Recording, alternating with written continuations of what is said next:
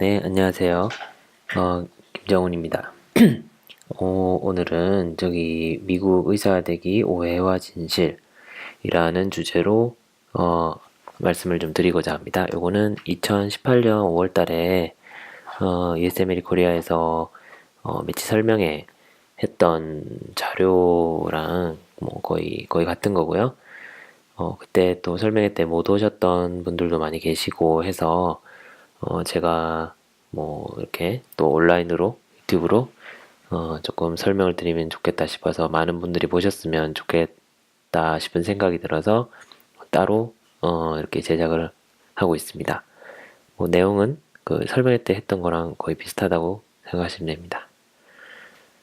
자, 그러면은 먼저 순서는 일단 간략하게 매칭 과정을 전체적으로 아주 간단하게 짚어보고요. 왜냐면 아직까지도가 아니라 이제 막 시작하시는 분들 같은 경우에는 요거에 대해서 전체적인 큰 그림을 못 잡아서 좀 곤란하신 분들이 많이 계셔서 일단 간략하게 짚고요. 그 다음에 본론으로 들어가고 그 다음에 매칭을 될 가능성을 높이려면 어떻게 해야 되는지에 대해서 좀 말씀을 드리고 몇 가지 조언을 좀 드리도록 하겠습니다. 자, 먼저 어, 제가 이제 이 강의를 준비하게 된 이유는 많은 쌤들이 미국에 과연 갈 수 있을지에 대한 두려움 자체가 많이 크다는 거를 제가 알고 있습니다. 저도 가고는 싶은데 과연 될까 안 될까 그런 것 때문에 많이 힘들었고요. 또 주변에서 이 들리는 소문 또 정보 이런 것들이 어, 부정적인 내용들이 많죠, 상당히. 그래서 일단은 정보가 많이 부족합니다, 선생님들. 옛날보다는 많이 나아졌지만, 그래도 여전히 주변에서 USMLE를 준비하시는 선생님들이 또 국시를 준비하는 것만큼 그렇게 많지는 않잖아요. 많지는 않고, 또 이 정보를 어떻게 얻어야 되나, 그런 거에 대해서도 좀 잘 모르시는 선생님들도 많고요, 처음에는.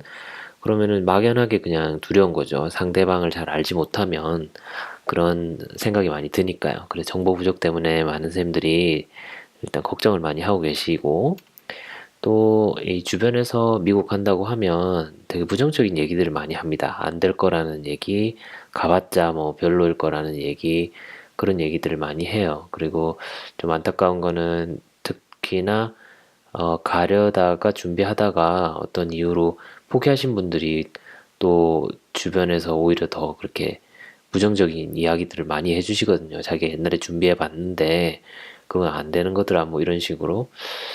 그래서 그것 때문에 더 위축되시는 선생님들이 많은 것 같습니다. 그리고 또 많은 선생님들이 또 좋은 정보들을 많이 주시지만 이제 각자 이제 개인적인 경험을 근거로 얘기를 많이 해주시잖아요. 근데 정말 미국 레지던트 프로그램 이 시스템이라는 게 대단히 크고 또 지원자들도 많고 정말 다양한 유형의 선생님들이 계시단 말이에요. 그래서 이게 꼭 자기 주변에서 조언을 들은 게 자기한테 꼭 들어맞으리라는 보장도 없고 또 이제 설명해 주시는 선생님들도 전체적인 이 큰 그림에 대해서는 약간 잘못 알고 계실 수도 있거든요. 그래서 과연 이제 전체적인 통계 자료를 근거로 제가 실제로는 어떤지에 대해서 좀 말씀을 드리고자 합니다. 그리고 준비를 하면서 저도 제가 알고 있었던 것도 많이 달랐다는 걸 알게 됐고요. 자, 그러면은 우선은 간단하게 매칭 과정에 대해서 좀 짚고 넘어가겠습니다. 제가 여러 번 얘기를 했지만 일단은 시험을 보셔야 되고요. USMLE 스텝 1, 스텝 2 CK까지는 이제 필기 시험이고 CS는 실기 시험이죠. 일단 요까지는 거의 뭐 필수로 보셔야 되고 그 다음에 클럭십이나 옵저버십, 익스턴십 이런 용어들이 나오는데 클럭십은 이제 학생 때 갈 수 있는 거고 그 외에는 옵저버십, 익스턴십입니다. 그래서 이제 미국에 가서 실습을 도시고 근데 이거는 꼭 가야 되는 건 아니고요. 저도 안 갔지만 이번에 됐고요. 또 이제 거기서 추천서를 받아오는 게 주 목적이기 때문에 가서 미국 의사 선생님의 추천서를 받아오시고요. 추천서를 한국 의사쌤한테 받아도 되긴 됩니다. 그래서 이 두 과정은 거의 1년 내내 할 수 있는 일들이에요. 시험도 한국 국시하고는 다르게 월화수목금 쉬는 날 없으면 다 칠 수 있고요. 또 이런 실습도 뭐 개인 사정에 따라서 뭐 다녀올 수 있는 거잖아요. 근데 지원 자체는 이제 매년 9월에 이루어지기 때문에 매년 그러니까는 병원에 지원하는 거는 이제 같은 달에 이렇게 지원을 합니다. 그래서 그때까지 자기소개서라든지 이력서 또 다른 서류들을 준비를 해서 9월에 지원을 하게 되고요. 그 다음에 10월 달에서 내년 2월 사이에는 이제 인터뷰를 보러 다니게 되고, 그리고 3월이 되면 결과가 나옵니다. 그리고 7월이 되면 일을 시작하게 됩니다. 자, 그러면은 본론으로 들어가서 선생님들이 어떤 오해들을 많이 하고 계시고 또 실제로는 어떤지에 대해서 설명을 좀 드릴게요. 대충 10가지 정도 제가 뽑아봤는데, 자, 들어가기 전에 일단 이제 처음이신 분들을 위해서 용어를 좀 정리를 해드리자면, 그리고 여기서 뒤에 설명하는 것들에서 많이 나오는 용어라서 IMG라는 게 있어요. International Medical Graduates이라고 해서, IMG는 미국 밖에서 의대나 의전원을 다닌 사람을 IMG라고 합니다. 그런데 우리나라 같으면 보통은 이제 한국 사람이 한국에 있는 의대를 가니까 이게 굳이 또 나눌 필요가 없지만, 이제 이 IMG라는 것도 USIMG랑 non-USIMG가로 나뉜단 말이에요. 그래서 USIMG는 원래는 미국인인데 학교만 미국 밖에서 주로 이제 캐리비안 의대 쪽으로 많이 가는데, 그렇게 나온 사람들을 USIMG라고 합니다. 그러니까는 IMG지만 국적은 미국인인 거죠. 근데 non-USIMG는 미국인도 아니고 학교도 이제 미국 밖에서 다닌 사람. 저 같은 경우나 대부분 선생님들이 여기에 해당하게 될 겁니다. 그래서 제가 이제 오늘 설명할 내용들은 주로 non-USIMG에 대한 얘기를 많이 드릴 거예요. 그리고 AMG는 뭐 미국인이고 또 미국에서 의대나 의전을 다닌 사람을 얘기합니다. 자, 그러면은 첫 번째 오해는 선생님들이 많이 하시는 거, 외국인은 어차피 되기가 되게 어렵다. 또 이제 영주권이나 시민권, 미국 영주권이나 시민권이 있으면 매칭 과정에서 아주 유리하다. 그렇게 생각을 하시는 쌤들이 있습니다. 실제로 영주권이나 시민권이 있으면은 확실히 유리한 점이 있긴 있어요. 그거는 이제 프로그램 지원할 때 비자를 지원을 안 해주는 프로그램들이 꽤 있기 때문에, 그런 프로그램들 같은 경우에는 외국인은 지원 자체를 할 수가 없잖아요. 그런데 이제 미국 영주권, 시민권인 사람들은 거기도 지원할 수가 있으니까 좀 유리한 측면은 있죠. 그러면 과연 그게 얼마나 유리한가 봅시다. 이거 보시면은 2018년까지 US 시니어는 AMG랑 거의 비슷한 의미인데, 그 사람들하고 또 USIMG랑 non-USIMG들의 합격률 그래프를 이렇게 나타낸 겁니다. US 시니어는 논외로 하고 USIMG랑 non-USIMG만 그래프를 보시면 2018년쯤에 가서 보면 합격률이 그렇게 큰 차이가 없어요. 그러니까 이 두 그룹의 차이는 미국인이냐 아니냐의 차이밖에 없잖아요. 그죠? 근데 USIMG가 57.1%가 합격했고 non-USIMG는 56.1%가 합격했단 말이에요. 그러니까는 영주권이 있다고 시민권이 있다고 해서 특별히 큰 차이가 없습니다. 큰 차이가 없고요. 또 두 번째 오해는 이제 점점 경쟁이 치열해져서 되기가 어려워진다 라고 쌤들 많이 얘기를 하세요. 특히나 요즘은 옛날하고는 달라서 정말 경쟁이 치열하다. 예전에는 많이 갈 수 있었던 과들도 요즘은 가기 힘들고 정말 노력을 많이 해야 갈 수 있고, 이제 물론 노력을 많이 해야 되지만 그런 얘기들을 또 많이 하시는데 과연 그럴까요? 보면은 이게 이제 보라색 선은 이 전체 1년차 레지던트 1년차들의 자리 개수입니다. 그리고 진한 녹색 선은 지원자 수예요. 75년 정도 그 앞 부분을 보시면 자리가 더 많잖아요. 그죠? 지원자보다 자리가 더 많았기 때문에 그때는 확실히 되기가 쉬웠겠죠. 그때는 이제 옛날 이제 선배 선생님들이나 이런 선생님들 정말 옛날에 가셨던 분들 얘기를 들어보면 그때는 그냥 거의 다 간다 했어요. 가고 싶으면 다 갔고 붙어도 안 갔고 그런 얘기 많이 하셨거든요. 근데 이제 75년 이후로 75년 정도 이후로 역전이 되면서 지원자 수가 더 많으니까 경쟁이 확실히 더 치열해진 건 맞죠. 근데 쭉 보시면 이제 지원자도 증가하는 게 맞지만 자릿수도 꾸준히 증가를 하고 있잖아요. 그죠? 그럼 그 비율을 이제 봐야 될 텐데 이걸 보시면은 2004년부터만 제가 끊었는데 2004년부터 2018년까지 가운데 제가 이제 동그라미 친 부분은 US 시니어 AMG들을 대비해서 자리가 얼마나 남느냐 하는 거예요. 그러니까 미국에서 미국인이면서 미국 의대 나온 뭐 그리고 미국 의대 나온 애들을 채우고 자리가 남는 게 얼마가 되냐. 사실 그 남은 거를 두고 나머지 외국인들이 사실상 경쟁을 하는 거니까 그게 의미가 있다고 생각하는데 그래서 보시면 2004년에는 45%가 남았단 말이에요. 채우고. 근데 2018년에 보시면 61%가 남죠. 그래서 오히려 시간이 갈수록 그 AMG들을 채우고도 남는 레지던트 자리가 더 많아지고 있어요. 그 비율도 많아지고 있고 실제로 개수도 많아지고 있고요. 그래서 되기가 갈수록 어려워진다라는 말도 쌤들 느끼시기에는 그럴지 모르겠지만 실제 이렇게 자료를 보시면 그렇지 않다는 것을 알 수가 있습니다.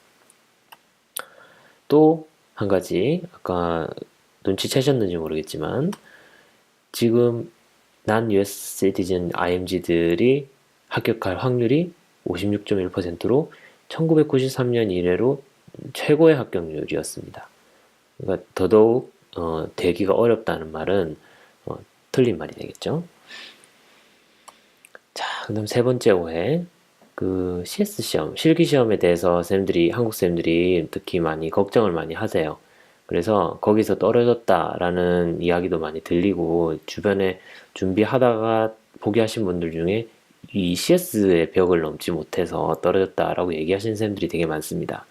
그래서 이게 뭐 영어에 대한 두려움들이 많이 있으시니까 미국인들이나 또 뭐 인도 사람들이나 이런 사람들은 영어가 되니까 이게 수월하게 되는데 한국 사람들은 그게 안 되니까 자기들이 이제 그 필기 시험은 자신이 있는데 실기 시험을 많이 걱정을 많이 하시는 분들이 많아요. 그리고 많이 떨어진다. 저도 준비할 때 이 한국 사람들은 한 50% 정도 붙을까 이렇게 생각을 했었고요. 과연 그런가 또 봅시다. 자, 그럼 실제로는 CS 시험 합격률이 이제 어떻게 되느냐 보시면 이제 왼쪽은 캐나다 스쿨 나온 사람들이니까 빼고요. 합격률이 96%막 이렇게 되죠. 근데 오른쪽이 그니까 IMG를 얘기하는 거죠. 그러니까 미국도 아니고 캐나다도 아니고 다른 데서 나온 사람들의 합격률인데 첫 퍼스트 테이커즈를 보면은 2016년에서 2017년 시즌에 보면 82%가 합격을 했습니다. 그러니까 82% 합격률이 높은데 또 그러면 어떤 쌤들은 이렇게 얘기를 하시죠.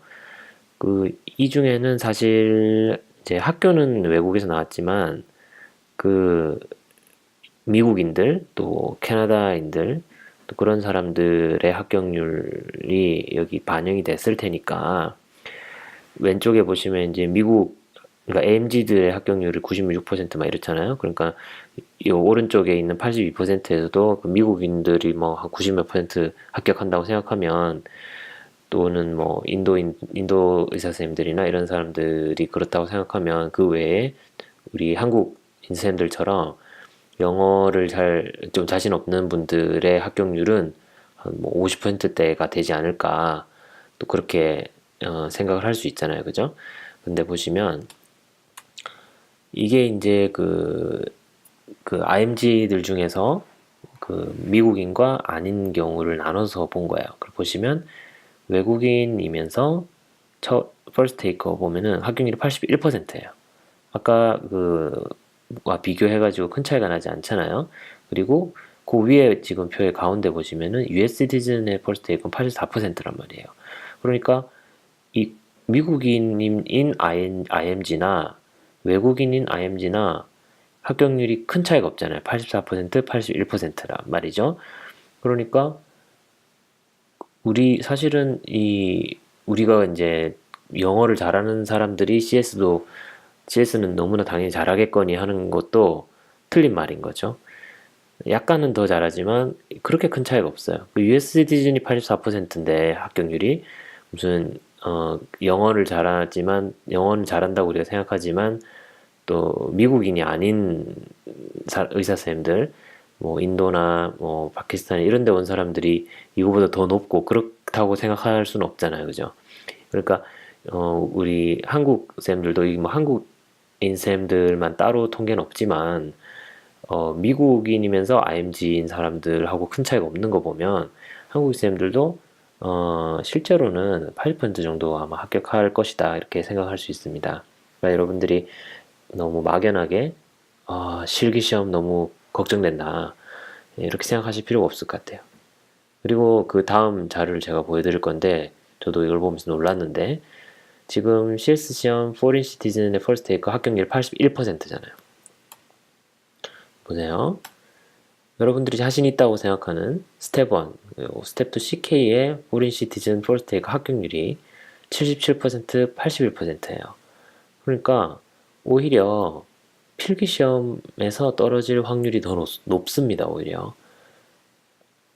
근데 선생님들 체감상 필기시험을 고득점을 못 받으면 어떡하지? 이런 걱정은 하지만 필기시험을 떨어지면 어떡하지? 이런 생각은 안 하시잖아요, 그죠? 그러니까 오히려 필기시험보다 붙기가 더 쉬운 시험이 CS인 거죠, 실제로는. CS 시험은 게다가 점수가 그 프로그램에 공개되는 게 아니니까 합격, 불합격 여부만 나오는 거잖아요. 그래서 오히려 CS 시험이 더 만만하다고 하면 좀 뭐하지만 붙기가 더 쉬운 시험이다 라고 말씀을 드릴 수 있겠습니다. 자, 그리고 네 번째 오해는요. 저 이제 외국인이니까 외국인은 이제 뭐 갈 수 있는 것도 힘들다. 그건 아까 제가 이제 뭐 아니다라고 얘기했지만 가더라도 이제 갈 수 있는 과가 한정돼 있다라고 생각을 많이들 하세요.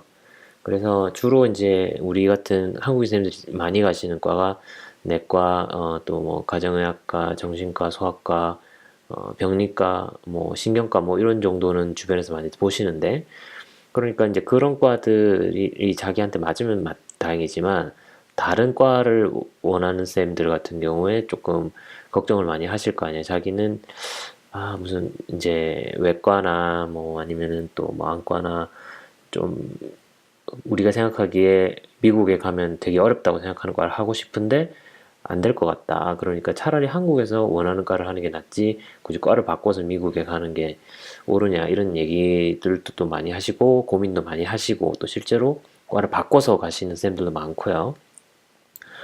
근데 과연 외국인들은 정말 그 정해진 그런 과에만 갈 수 있는지 보시면 이건 2018년에 그 각 과에서 합격한 사람들 중에 non-US IMG가 차지하는 비중이 이렇게 쭉 나와 있습니다. 보시면 물론 이제 병리과, 내과, 신경과 이런데 확실히 많이 이제 가죠. 많이 가고 근데 이제 뭐 쭉 이렇게 가는데 그 외의 과들도 비율이 적기는 하지만 가기는 간단 말이에요.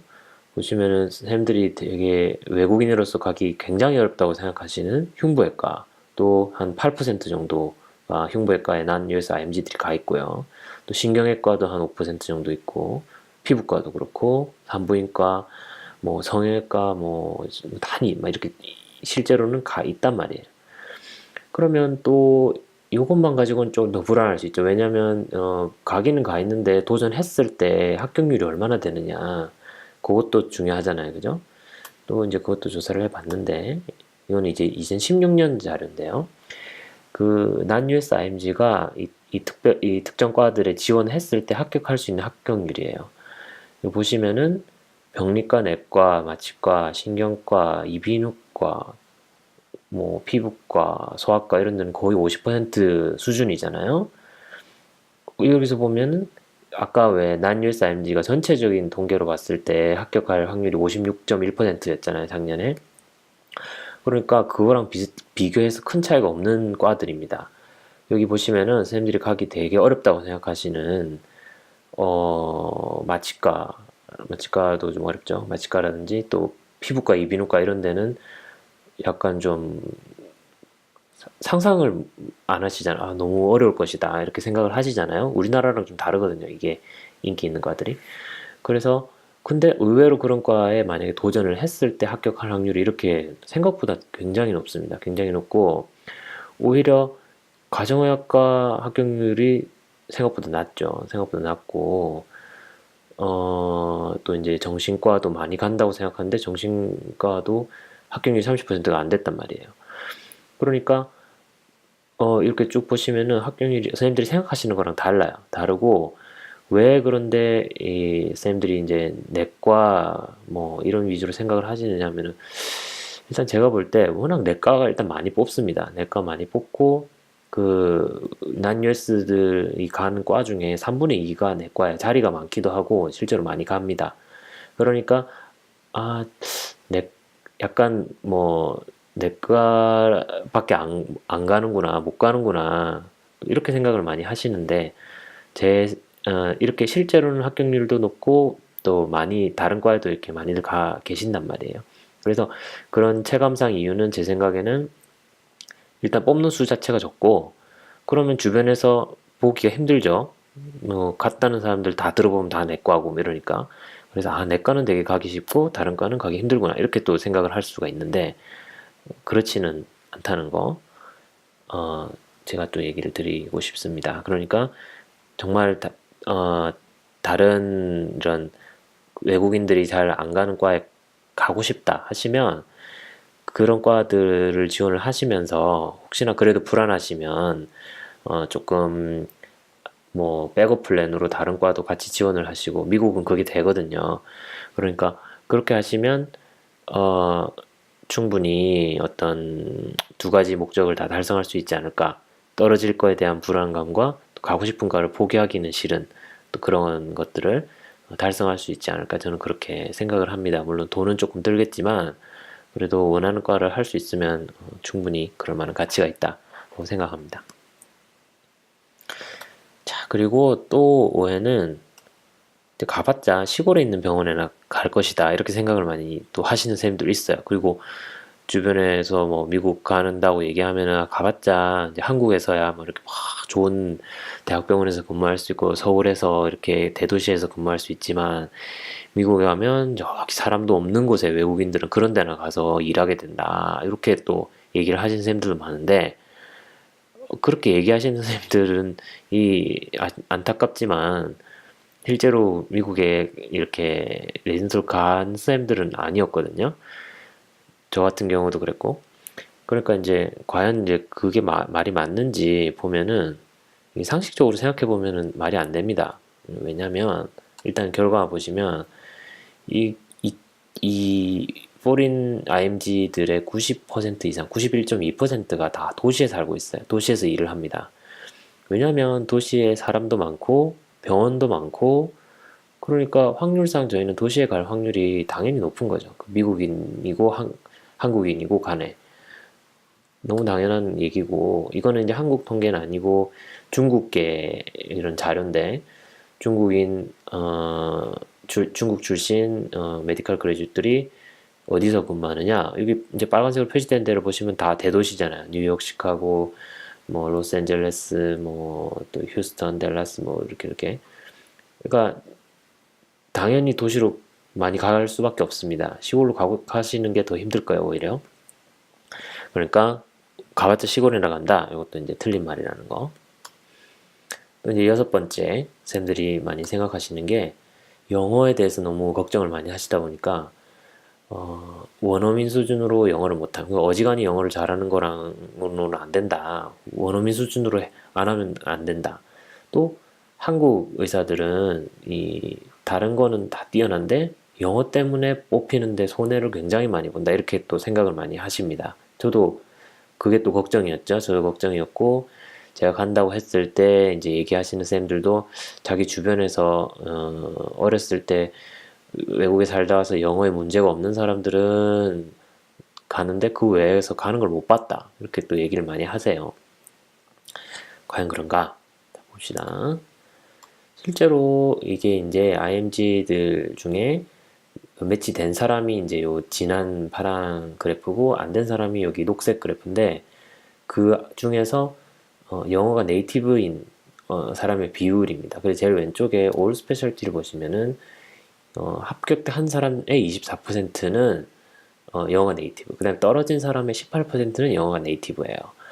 그렇게 큰 차이가 나지 않고 게다가 나머지 76% 합격한 사람들의 76%는 영어가 모국어가 아닌데 합격한 거란 말이에요. 그러니까 영어가 그렇게 큰 문제가 된다라고 보기 어렵습니다. 게다가 쌤들이 많이 이제 보시면은 이게 출신 지별 통계가 위쪽이고 그 다음에 출신 학교별 통계가 밑에 쪽이에요. 보시면은 이 비율을 보셔야 되는데 한국 쌤들 같은 경우에 출신 지별로 보면 47%가 합격을 했고 또 한국 의대는 나온 사람들 중에서는 51%가 매치가 됐단 말이에요. 그럼 이게 생각보다 되게 높은 거예요. 왜냐면 여기 위에 보시면은 그 쌤들이 많이 영어 잘하니까 미국에 많이 갈 것이다 라고 생각하는 인도, 그 다음에 뭐 파키스탄, 또 이런 나라들을 보시면 그래프가 되게 큰 것들 있잖아요. 여기 보시면은 합격률이 우리나라보다 훨씬 낮습니다. 매치된 사람, 인도 보시면은 매치된 사람이 860명인데 안 된 사람이 1346명이에요. 파키스탄도 된 사람이 254명인데 안 된 사람이 429명이란 말이죠. 안 된 사람이 더 많아요. 우리나라는 합격률로 보면, 비율로 보면 우리나라가 훨씬 많잖아요. 그죠? 그러니까 우리나라가 영어 때문에 우리나라 의사 선생님들이 영어 때문에 미국 의사가 되는데 손해를 많이 본다라는 거는 틀린 거죠. 우리나라보다 합격률이 높은 나라는 여기 보시면은 글쎄요, 생각보다 별로 없어요. 여기 캐나다는 확실히 높은데 중국도 우리보다 합격률이 훨씬 낮죠. 이집트도 확 낮죠, 그죠? 독일은 조금 높고 근데 별로 없잖아요, 그죠? 필리핀도 보시면 불합격률이 더 높습니다, 우리나라보다. 그러니까 우리나라 선생님들이 그렇게 너무 걱정을 안 하셔도 괜찮습니다. 우리나라 선생님들 충분히 경쟁력 있고 영어가 물론 잘하면 좋지만 영어 때문에 발목을 잡힌다. 그런 걱정은 너무 많이 하지는 않으셔도 괜찮아요. 물론 가서 잘 하셔야 됩니다만. 네, 그래서 영어가 문제 없다고 생각하는, 흔히 생각하는 인도나 파키스탄보다 우리나라가 더 높다. 자, 그런 거예요. 또 한 가지 오해. 윌셀 메리 시험을 한번 망치면 이제 매치가 거의 불가능하다. 특히 이제 스텝 1 점수가 중요하니까 한 번 점수를 못 받아 놓으면 그 뒤에는 이제 애초에 안 될 거라고 생각하고 포기하시는 쌤들을 굉장히 많이 또 봤습니다, 제가. 과연 그런가? 물론 이제 점수를 많이 받으면 좋다는 거는 당연한 사실입니다. 실제로는 어떤가 보시면 이게 이제 2016년에 과별로 합격한 사람과 불합격한 사람의 점수 분포예요, 과별로. 요 진한 파란색은 합격한 사람들, 이 연한 녹색은 불합격한 사람들인데 분명히 합격한 사람들이 뭐 높은 거는 확실하죠. 확실히 좀 차이가 나고 그건 맞는데 그러면 이제 요 가운데 선은 이제 그 사람들의 평균이고 요 위아래로 길쭉한 선은 25%타일에서 75%타일, 그러니까 가운데 점수 50%는 그 사이에 있다는 뜻이거든요. 그러면은 이 예를 들어서 쌤들이 제일 많이 가시는 내과를 한번 봅시다. 내과 같은 경우에 내과 평균은 236점이에요. 236점이고 25%타일, 75%타일은 225점에서 248점 사이란 말이에요. 그러면 요 사이에 이제 점수가 있으면은 가운데 50% 안에는 든단 말이죠. 그러니까 한국 쌤들이 이제 보통 생각하는 고득점이라고 뭐 하지만 된다 안 된다의 기준이 약 한 230점 정도 되는 것 같아요. 그래서 230점보다 많이 받으면 계속 진행. 근데 그것보다 못 받았다. 220점대 이렇게 받으면은 포기해버리신 쌤들이 굉장히 많은 것 같아요. 근데 여기 보시면 225점만 넘어도 중위 50% 안에, 가운데 50% 안에 들어갈 수 있단 말이에요. 근데 물론 이제 그보다 못 받은 선생님들도 계시죠? 225점보다 못 받은 선생님들도 계신데, 자, 그러면은 과연 합격할 확률이 있느냐? 정말 포기해야 되는가? 어, 이게 보세요. 제가 아까 말씀드렸지만 225에서 248이 25%에서 75% 사이라고 말씀을 드렸잖아요. 그러니까 그 점수보다 밑에도 합격자의 25%가 그 안에 있다는 뜻이에요. 그래서 보세요. 이게 이제 내과의 경우에 이 점수대별로 그 점수대에서 합격한 사람이 몇 명, 불합격한 사람이 몇 명 이렇게 있죠. 당연히 점수가 높아질수록 합격한 비율이 높아지는 건 맞습니다. 그런데 요 빨간 선 안에 보시면 이게 220점 이하인 사람들의 결과란 말이에요. 근데 이 합격 사람들의 내과 같은 경우에 난 US IMG 중에 그것도 16%는 합격한 사람의 16%는 스텝 1 점수가 220점 이하입니다. 220 합격한 사람 100명 불러놓고 220점 밑인데 합격한 사람 손 들어봐 하면은 16명이나 손을 들 거란 말이에요. 그러니까 생각보다 그 비율이 많아요. 그런 사람들은 이제 저득점, 우리나라 사람들 생각으로 저득점임에도 포기하지 않고 이제 쭉 가신 분들이죠. 그리고 우리나라 사람들이 생각하는 230점대, 230점대 하면 우리나라 사람들 되게 아쉽게 생각하시잖아요. 근데 보시면은 230에서 240점 사이에 보시면 합격률이 굉장히 높죠. 이미 평균 합격률보다 높아진단 말이에요. 230점만 넘어도. 그러니까 우리나라 선생님들이 너무 좀 점수에 대해서 강박적으로 조금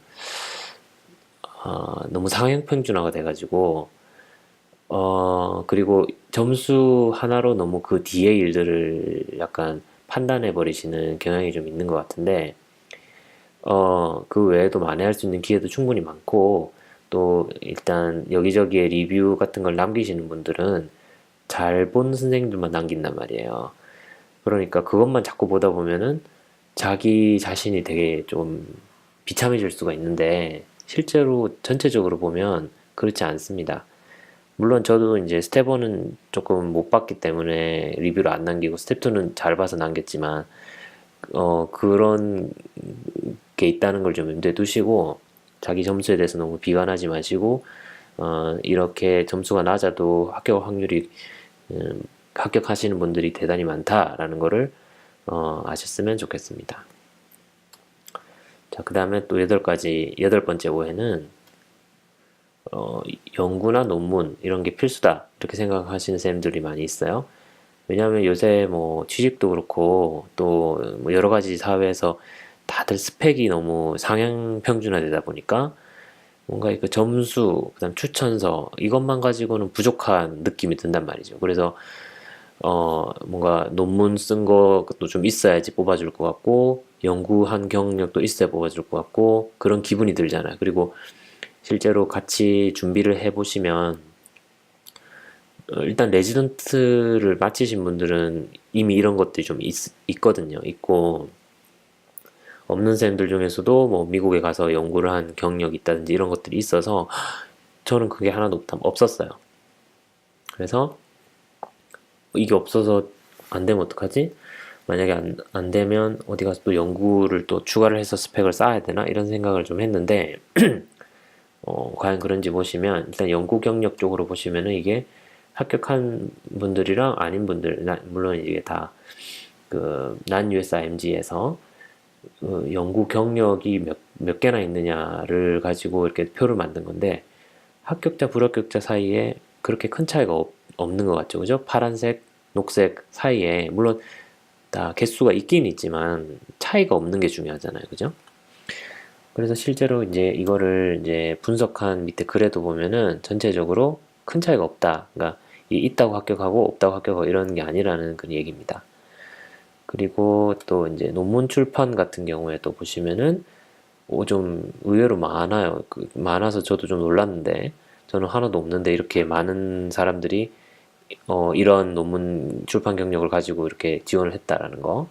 보시면 이건 약간 그래프가 좀 들쭉날쭉한데, 그러니까 파란색과 녹색 사이에 뒤에 이제 분석한 표에 따르면 논문이 이제 평균 6.3개가 있고, 근데 이제 피부과라든지 일부 외과 계열 과들은 논문이 많은 경향이 있고, 또 합격자들이 논문이 더 많다 이런 경향이 있는데, 그 외과엔 또 뭐 큰 차이가 없다 그렇게 얘기를 하고 있습니다.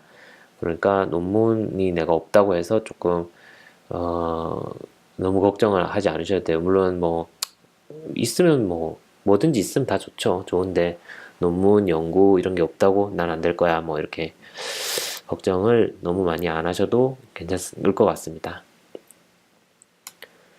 자, 또 아홉 번째 오해로 이제 비자 문제인데, 재원 비자는 쓰레기다. 재원 비자에 대해서 부정적인 생각을 많이 갖고들 계십니다. 그래서 미국 갈 수 있는 방법이 영주권이나 시민권이 없는 경우에 비자를 J1을 받거나 H1B를 받는 방법 두 가지가 있는데요. H1B는 이름도 정말 취업 비자이고, J1은 문화 교류 비자란 말이에요.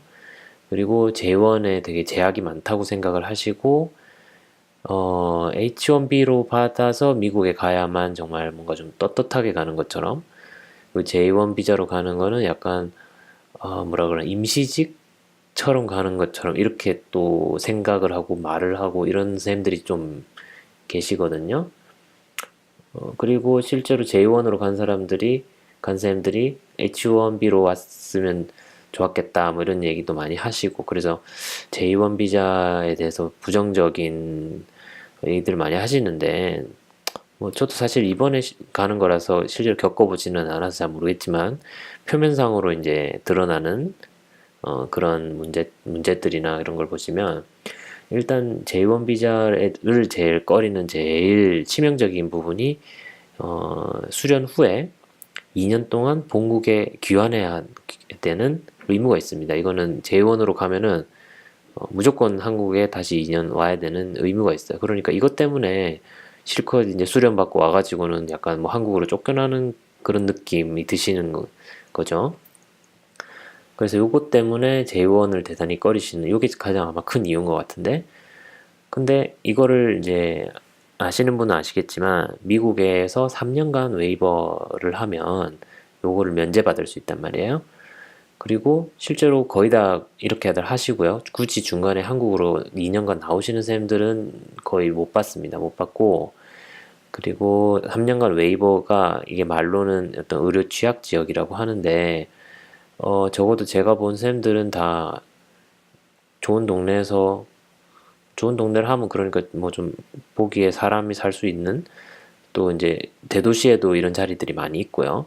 되게 괜찮아 보이는 동네에서 많이들 살고 계시고, 또 그 기간 동안에 받는 연봉도 전문의 수준이고 거의, 그죠? 그래서 거의 다 그냥 이렇게 다 하십니다. 그러니까 2년 동안 돌아와야 되기 때문에 J1은 별로다 라고 생각하시는 쌤들은 조금 뭐 위안을 가지시면 좋겠고요.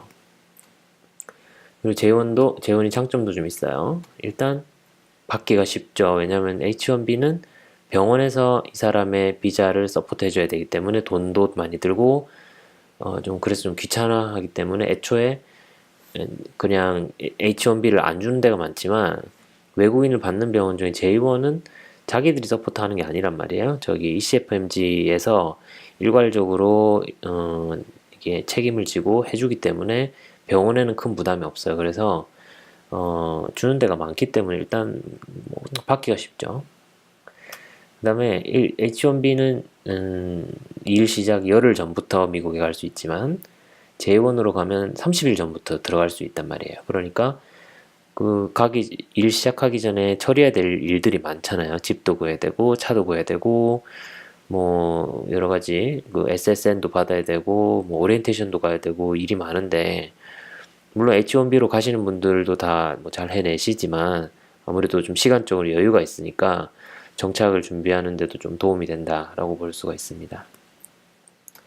또 이제 이게 이제 수련 기간 3년이지만 이제 쭉쭉쭉 그 뒤에 뭐 펠로우를 하든지 이렇게 했을 때 연장을 할 수 있는데 7년까지 할 수 있고요. H1B는 6년까지 되거든요. 이것도 조금 나은 점. 그 다음에 일단 비자 받기로 결정이 됐을 때 그 비자를 신청하고 한 절차도 간단하고 처리도 훨씬 빨리 되고요. 또 뭐 변호사를 통하지 않아도 되기 때문에 또 신청비도 싸고요. 그런 또 장점이 있고, 또 J1으로 가면 배우자나 자녀들은 J2로 묶여서 이렇게 하게 되는데, 그 배우자도 합법적으로 일을 할 수가 있는 장점이 있습니다. 그리고 H1B로 가면 배우자는 일을 하는 게 불법이거든요. 그런 장점이 있어요.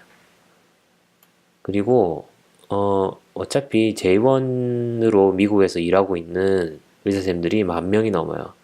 2016년에 이미 10,000명이 넘었습니다. 그 2016년에 1년차로 간 사람들이 3,769명이니까 쭉 대충 계산해 보면은 한 일하는 외국인이 한 3분의 2 정도는 J1으로 일을 하고 있다고 추산을 해볼 수가 있습니다.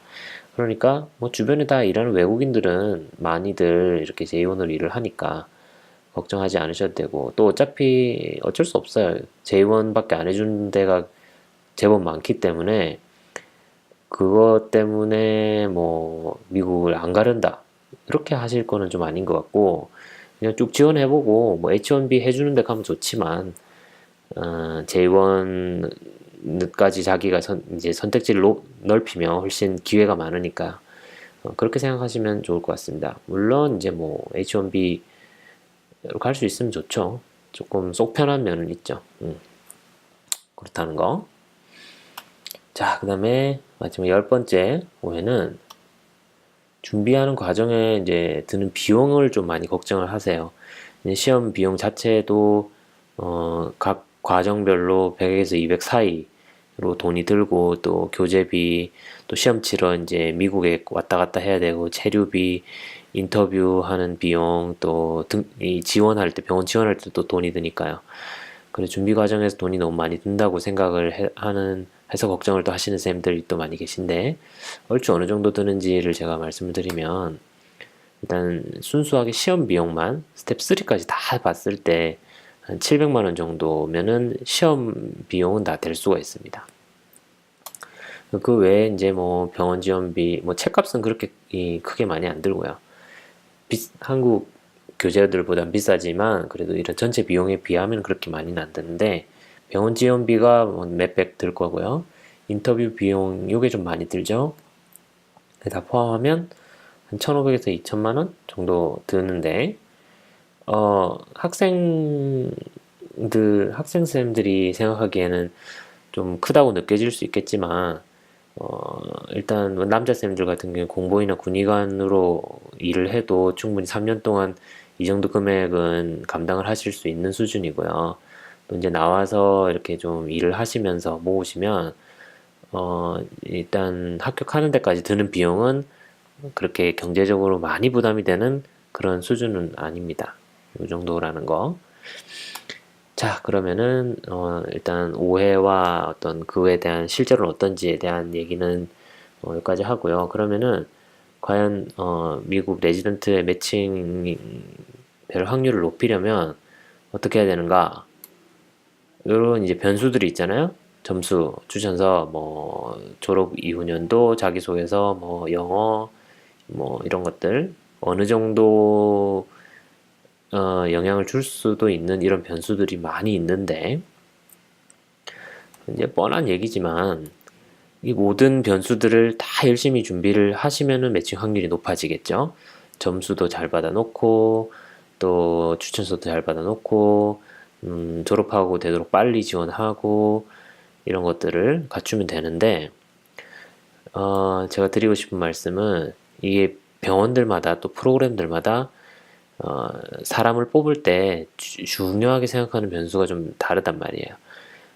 한국 쌤들은 조금 약간 사고의 틀이 그렇잖아요. 한국에서 좋은 대학을 가려면 점수, 수능 점수, 또 내신, 이게 너무나 큰 비중을 차지하기 때문에 그 외의 변수에 대해서는 약간 조금 가볍게 생각하신다 할까? 좀 혹은 병원에서 별로 중요하지 않다고 생각하기 쉬운데 실제로 병원들이 점수 순으로 이렇게 쭉 줄을 세워가지고 뽑는 건 아니란 말이에요. 물론 커트하는 점수는 분명히 있지만 근데 그러니까 이 다른 변수들 일단 점수로는 어느 정도 선에서만 들면 오케이고 그 외의 것들을 보고 아 얘를 뽑고 싶다 이렇게 생각하는 병원들이 많이 있단 말이에요. 뭐 만나보니까 정말 좋더라 이럴 수도 있고 또 뭐 추준서가 너무 좋다 또 영어를 너무 잘한다 또 뭐 자기소개서가 너무 멋지다 이런 이유 여러 가지 이유들로 선생님들을 뽑을 수 있단 말이에요. 그러니까 하나하나 다 열심히 준비하고 또 어떤 한 가지에서 삐끗했다고 해서 안 될 거라고 생각하시지는 않았으면 좋겠습니다. 그리고 이런 변수들도 준비하면서 스스로 어떤 매력적인 인간, 매력적인 지원자가 되는 것도 중요하다고 생각합니다. 왜냐면 네, 일단은 내가 누군지, 내가 좋아하는 게 뭔지, 내가 잘하는 게 뭔지, 또 내가 왜 미국 가고 싶은지, 또 뭐 내가 이런 일이 있으면 어떻게 할 것인지 이런 것들에 대해서 스스로 평소에 많이 좀 생각을 해보시고 또 남들이 나를 뽑고 싶어 하게 하려면 내가 어떤 사람이 돼야 될까 이런 생각도 많이 해보시고요. 그래서 어, 정말 매력적인 지원자가 될 수 있도록 하셔야 됩니다. 왜냐하면 면접 때 다 물어보는 질문들이에요. 그런 게 왜 오려고 하느냐, 이런 일이 있을 때 어떻게 할 거냐, 네가 겪은 일 중에 뭐 어떤 일에 대해서 얘기해봐라 이렇게 다 얘기를 하는데 평소에 그런 것들에 대해서 꾸준히 생각을 해두시면 나중에 최종 면접 관문에서 되게 큰 도움이 되겠죠. 그러니까 평소에 자아 성찰도 열심히 하시면 좋겠습니다. 그리고 이제 그 외에 또 뭐 여러분께 드리고 싶은 몇 가지 조언들을 제가 또 정리를 해봤는데요.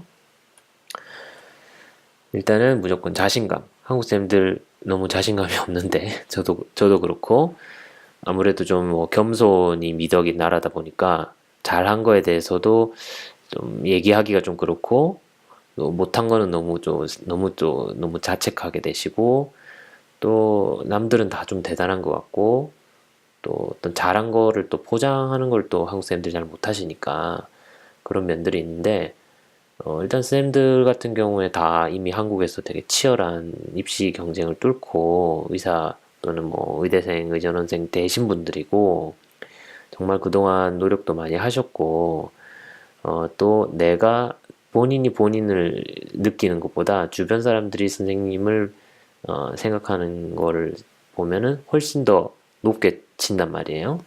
대단하다고 생각한단 말이에요. 그러니까 좀 스스로 자신감을 가지셨으면 좋겠고 자신감이 있어야 이제 이후의 일들도 이 매칭 준비 과정 쭉 이후의 프로세스도 쭉 밀어붙일 수 있게 되고요. 또 면접 봤을 때도 자신감 있는 사람을 또 뽑고 싶어 할 거잖아요. 그죠? 그러니까 자신감을 가졌으면 좋겠습니다.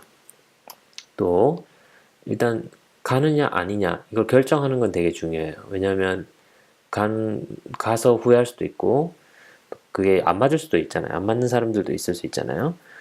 그런데 일단 결심을 하셨으면 주변에서 뭐 이렇더라 저렇더라 안 될 거야 말 거야 이렇게 얘기하시는 거는 그냥 안 들으시는 게 좋아요. 괜히 마음만 흔들리고 또 시험이나 준비하는데 부정적인 영향만 미치기 때문에 가기로 결심을 하셨으면 주변에서 뭐 이렇다 저렇다 하는 얘기는 그냥 듣지 마시고 쭉 이렇게 밀고 나가시면 좋겠습니다. 또 이제 여러분이 지금 생활하고 준비하고 이런 것들에서 중요하지 않은 게 하나도 없거든요. 점수도 중요해요. 점수도 중요하고 또 뭐 인간 관계도 대단히 중요하고 또 이제 뭐 학교에 이제 교수님들하고 관계 또 실습을 돈다면 실습 태도라든지 또 지금 아직 이제 그 학생이시면 내신 관리도 중요하고 또 동아리 활동, 봉사 활동, 또 어디 뭐 여행을 간다든지 하나하나 전부 나중에 선생님을 매력적인 지원자로 만들 수 있는 좋은 조건들이에요. 지금 맺고 있는 어떤 인간관계에서 좋은 추천서를 우연히 받을 수도 있는 것이고, 또 쌤이 가서 어딘가에서 만난 사람하고 있었던 일이 선생님 인생에 큰 영향을 줄 수도 있는 것이고, 그러니까 매사를 되게 좀 신중하고 되게 좀 진지하게 생각을 하시고, 이거는 중요하지 않을 것 같으니까, 예를 들면 내신 같은 경우에 또 안 그냥 어차피 미국 갈 건데 뭐 이러면서 좀 내팽개치 해주시면 안 되고, 그것도 나중에 쓸모가 있을 수 있단 말이에요. 다 열심히 하세요. 그 다음에 뭐 이미 시험을 망쳤다, 이미 내신은 글러먹었다, 뭐 이미 졸업을 했다, 클럽식 못 가잖아요. 그런 거는 이제 잊어버리셔야 됩니다. 그거에 너무 집착하면 나갈 수가 없어요. 그러니까 이미 지나간 거는 그냥 잊어버리시고요. 그 다음에 요거는 이번에 설명회 때 제가 조금 선생님들 몇 분을 만나보면서 느꼈던 건데, 그 학생이시면 또 모르겠는데 졸업하고 나서 공부만 하고 계신 쌤들을 좀 봤어요. 그 이번에 설명회 때뿐만 아니라 또 그런 쌤들을 좀 봤는데, 이게 그 어차피 나중에 지원할 때 내가 몇 년도부터 몇 년까지 뭘 했다 이걸 다 쓰게 돼 있거든요. 중간에 근데 비는 데가 있으면 그거를 면접 때 꼭 물어보고, 그거에 대해서 어떤 적절한 대답을 할 수 없으면 마이너스란 말이에요. 그래서 미국에서 이제 일단 외국 의사들이 이제 그러니까 졸업하고 뭐 USMLE 공부만 하는 어떤 그런 지원자는 별로 안 좋아해요. 왜냐면 거기 미국 지원자들은 학생 때 이거를 다 시험을 치는 애들인데 똑같이 비교하면 불공평하잖아요. 그래서 저번에 제가 이제 미국에서 이제 면접 봤던 데서 면접관 쌤도 그런 얘기를 했거든요. 똑같이 점수가 뭐 240 이렇더라 해도 이 공부하는 과정이 어땠느냐, 다른 걸 되게 열심히 하면서 한 사람이냐, 공부만 해서 그냥 이렇게 나온 사람이냐, 자기들은 이제 그런 것도 다 따진다고 했단 말이에요. 그러니까, 그리고 이제 YOG가 중요한 이유가 그거잖아요. 이제 졸업하고 나서 너무 길면은 어떤 그 임상 진료에 대한 어떤 공백이 있을까봐 걱정을 하는 면도 있는 건데, 그러니까 어 무슨 아무리 좀 간단한 어떤 진료라도 병원에 이제 취직을 해서 하시면서 준비를 하시는 게 나중에 이제 매칭 가능성을 높이는데 도움이 됩니다. 그리고 나중에 또 돈도 많이 모아야 되니까 너무 틀어박혀서 공부만 하시는 거는 저는 어, 조금 권장하지 않습니다. 또 이제 어떤 중요한 정보들 있잖아요. 시험 결과가 언제 나오는지, 뭐 지원하려면 무슨 자료가 필요한지, 또 아니면 어떤 프로그램 뭐 어떤 게 있는지 이런 것들, 그런 거에 대해서 이제 물론 주변에다 아시는 분한테 이렇게 여쭤보는 것도 좋은 방법이지만, 그 아시는 분이 잘못 알고 있을 수도 있고, 또 이미 옛날 정보라서 지금은 바뀌었을 수도 있단 말이에요. 그렇기도 하고, 또 조금 이제 질문 받는 사람 입장에서는 찾아보면 다 있는 걸 왜 좀 물어보나 이렇게 생각하실 수도 있어요. 그러니까 일단 어떤 정보를 얻고 싶으시면 ECFMG나 AMC 사이트, 여러분들이 이제 이걸 준비하면서 정말 수시로 들락거리게 될 사이트에 가보면은 정리가 아주 잘 돼 있고, 또 거기서도 잘 모르겠다 싶으면 그 이메일로 질문을 보내면은 답이 굉장히 빨리 오거든요. 생각보다 하루 안에 거의 오기 때문에 그 정확한 정보는 그런 공식적인 사이트에 직접 문의를 하시거나 사이트에 직접 찾는 것이 훨씬 좋습니다. 그게 더 빠르고 정확하고요. 그리고 시험 같은 경우에 재미삼아 시험 보시는 분들이 계신데, 이게 준비하는 사람들이 많은 학교 같은 경우에 특히 그냥 분위기에 휩쓸려서 너도 나도 보니까 나도 한번 봐야지 하고 이제 봤다가, 그냥 그때는 그냥 미국 갈 생각이 별로 없어서 그냥 봤다가 이제 그냥 시험을 망친 거예요. 그냥 뭐 떨어질 수도 있고, 혹은 이제 턱걸이로 뭐 그냥 점수만 받아놨는데 한 몇 년 뒤에 생각해보니까 미국 가고 싶어진 거예요. 그러면은 그 옛날에 봤던 시험이 발목을 잡게 된단 말이죠. 그러니까 시험 점수는 정말 되돌릴 수 없기 때문에 재미삼아서 시험을 보시면 안 됩니다. 그러면 안 되고, 아무리 약간 뭐 분위기에 휩쓸려서 보신다고 해도, 어, MBM이 모의고사도 봐가면서 그 정말 충분한 점수를 받을 수 있겠다라고 판단한 때가 됐을 때, 고를 때 시험을 보시는 게 좋아요. 나중에 후회할 수 있으니까 무슨 일이 생길지 모르거든요. 그런 조언을 좀 드리고, 또 이제 아직 학생이시라면 학생 때 할 수 있는 것 중에 제가 볼 때 제일 효과가 좋은 건 클럭십을 가는 거예요. 왜냐면 학생 졸업하고 나면 클럭십을 가고 싶어도 못 가고, 또 클럭십 같은 경우에는 이게 미국에서 실습하는 거니까 기회도 많고 훨씬 많고, 또 학교에서 아예 그냥 뭐 교환학생처럼 해가지고 제휴 맺은 외국에 미국에 있는 학교들이 있는 경우도 있잖아요. 그렇게 해서 그 찾기도 쉽고, 또 좋은 병원들이고, 또 클럭십은 공짜로 갈 수 있는 그런 데도 많이 있고, 또 가서 실제로 이렇게 임상 실습도 많이 해볼 수 있고 해서 되게 좋은데, 졸업하면 옵저버십이나 익스턴십 뭐 이렇게밖에 없잖아요. 일단 비싸요. 비싸고, 또 졸업하면은 뭐 방학이나 이런 게 없으니까 일하면서 그런데 시간 내서 다녀오기가 또 이제 스케줄 빼기가 좀 힘들고, 또 가서 옵저버십 같은 경우에 특히 그냥 보기만 하고 오는 게 원칙이란 말이에요. 눈으로만. 그러니까 어떤 좋은 어떤 내가 좀 추천서를 받더라 해도 이 사람이 뭘 어떻게 했고 했으니까 내가 추천한다 이렇게 말이 나와야 되는데, 옵저버십은 그냥 본 거밖에 없잖아. 그러니까 이게 조금 받을 수 있는 추천서의 강도에 또 좀 차이가 있을 수 있고요. 뭐 이런저런 이유로 클럭십이 훨씬 좋은데 그건 학생 때밖에 안 되는 거란 말이에요. 그러니까 학생 때 시험을 보느냐 클럭십을 둘 중에 하나만 선택해야 되면은 무조건 클럭십을 가는 게 좋습니다. 가서 좋은 추천서도 받아오고, 또 이제 중요한 것 중에 하나가 가가지고 정말 미국 의료 시스템이 나한테 맞는지 아닌지를 판단할 수 있는, 그것도 되게 중요하거든요. 만약에 나중에 정작 다 붙어서 미국에 갔는데 이건 아닌데 이러면 곤란하잖아요. 그죠?